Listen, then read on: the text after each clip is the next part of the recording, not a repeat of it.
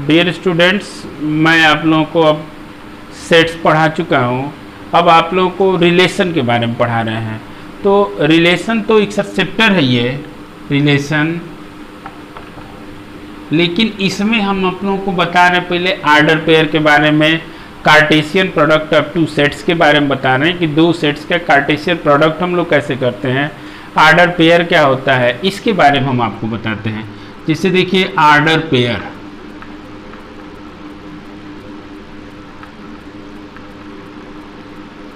Order pair क्या होता है, दो नंबर अगर स्पेसिफिक आर्डर में है तो इनको हम आर्डर पेयर कहेंगे।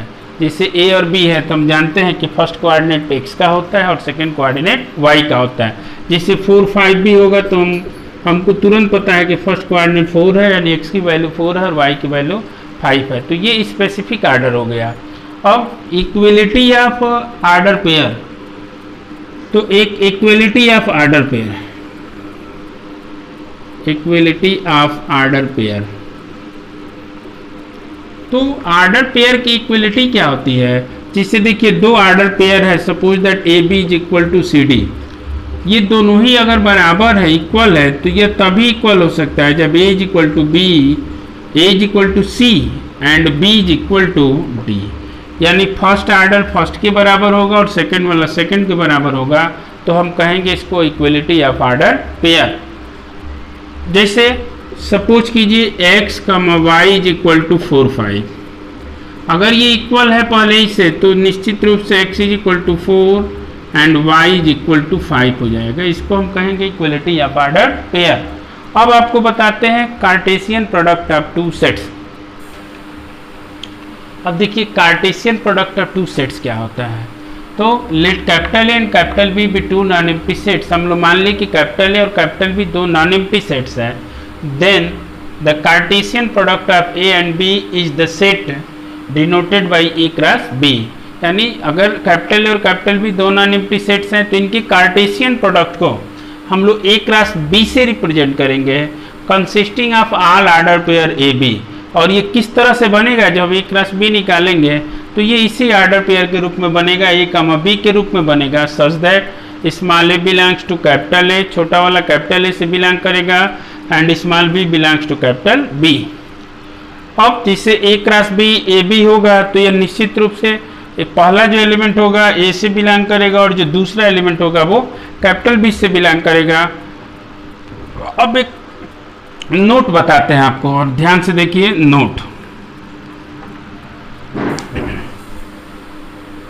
देखिए एक नोट है कि N A is equal to P, यानी number of elements in A is equal to P हो, N B is equal to Q हो, number of elements in B is equal to Q हो, then N A cross B, यानी number of elements in A cross B या P into Q के बराबर होगा, या B cross ए भी निकाले तो भी या पी इंटू क्यू के बराबर होगा। अब आप लोग देखिए कि कैसे हम लोग एक एग्जाम्पल हम बताते हैं आपको।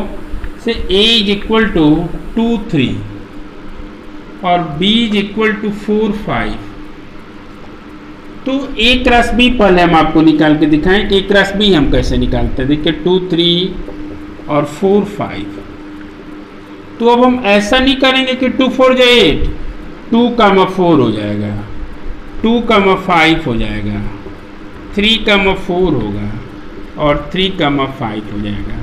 इस तरह से हम लोग निकाल लिए ए क्रॉस बी। अब एक दूसरा example, suppose that A is equal to 1 2 3 और B is equal to 6 7। Suppose that हमको बी क्रॉस ए निकालना हो, जैसे ए क्रॉस बी निकालते हैं वैसे बी क्रॉस ए, बी वाले को पहले लिख दिए और ए वाले को 1 2 और 3। अब देखिए ध्यान से 6 1 6 3, फिर 7 1 7 2 7 3 और एक देखिए 6 1 6 2 छूटा हुआ है तो कहीं भी लिख दें कोई बात नहीं है 6 2।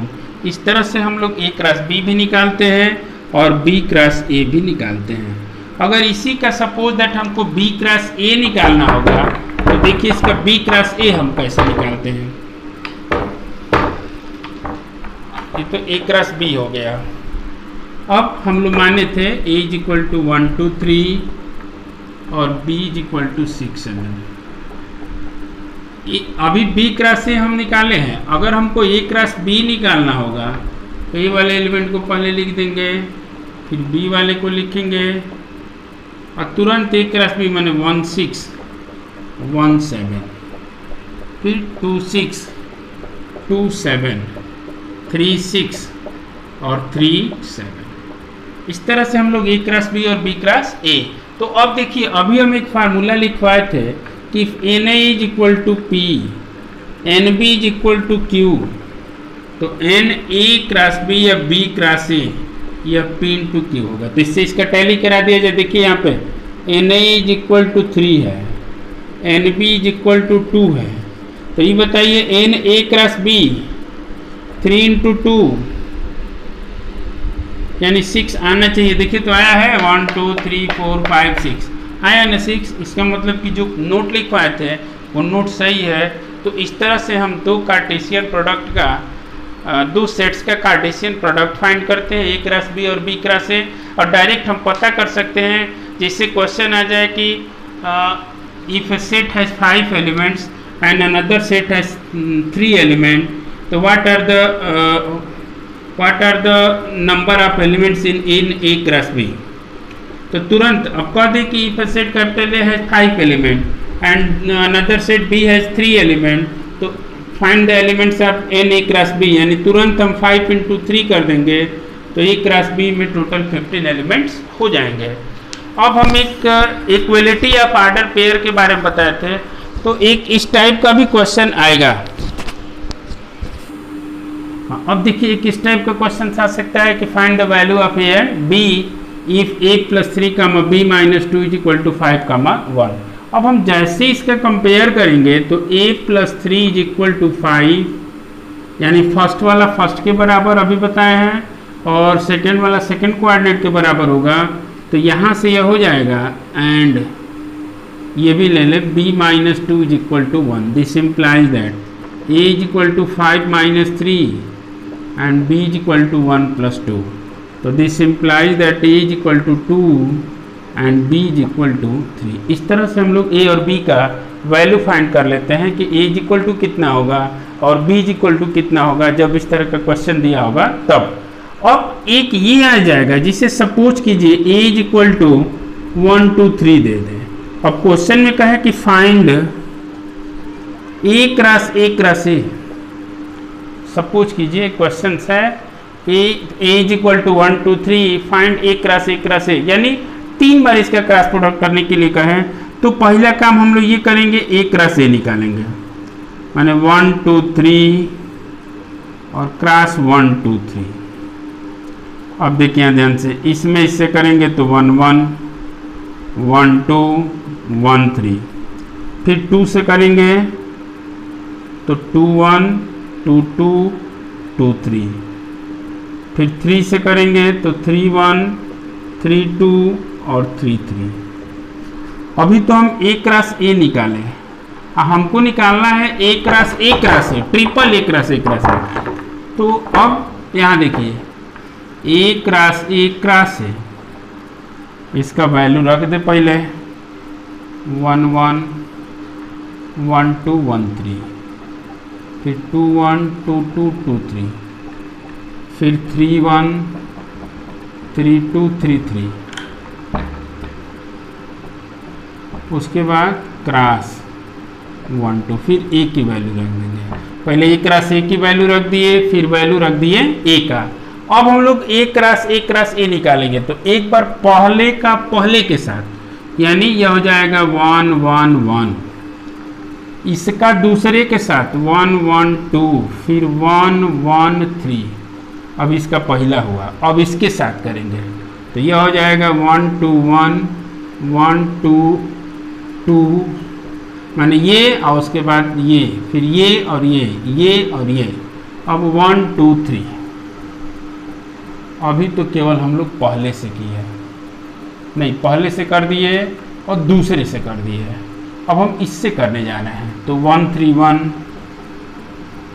फिर 1 3 2 1 3 3, इससे हो गया। अब हम लोग इससे करेंगे जब इससे करेंगे तो ये हो जाएगा 2 1 1, उसके बाद 2 1 2 2 1 3। अब हम लोग इससे करेंगे तो यह होगा 2 2 1 2 2 2 और 2 2 3। अब हम लोग इससे करेंगे तो 2 3 1 2 3 2 2 3 3। इसके बाद अब हम इससे करेंगे 3 1 1 3 1 2 3 1 3। अब हम इससे करेंगे 3 2 1 3 2 2 3 2 3। इसके बाद अब हम इससे करेंगे तो 3 3 1 3 3 2 और 3 3 3। तो इस तरह से हम लोग ध्यान से आप लोग देखेंगे, इस तरह से हम लोग एक क्रॉस ए निकाल दिए।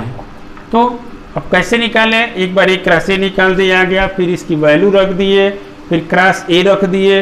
अब एक बार पहला 1 1, फिर ये 1, फिर 1 1 2, फिर 1 1 3, फिर 1 2 1, 1 2 2, 1 2 3। इसी तरह से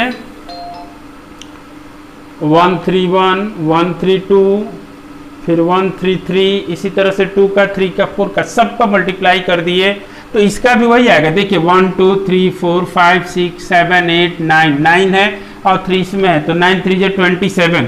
ये टोटल 27 एलिमेंट होगा। 1 2 3 4 5 6 7 8 9 10 11 12 13 14 15 16 17 18 19 20 21 22 23 24 25 26 और 27। तो इस तरह से हम लोग एक राशि या एक राशि फाइंड करते हैं, या अगर इक्वलिटी ऑफ ऑर्डर पेयर के रूप में दिया रहता है तो ए और बी की वैल्यू निकालते हैं, जैसे अभी बताए भी है। Suppose that A B is equal to 5 6 दे दे, इसका मतलब ये हुआ कि A is equal to 5 and B बराबर कितना 6। या अगर कार्टेशियन प्रोडक्ट फाइंड करने के लिए कह दे तो आप लोग आसानी से ए क्रॉस बी या बी क्रॉस ए निकाल सकते हैं। अब आपको नेक्स्ट वीडियोज में हम रिलेशन के बारे में बताएंगे कि रिलेशन क्या होता है। Thank you.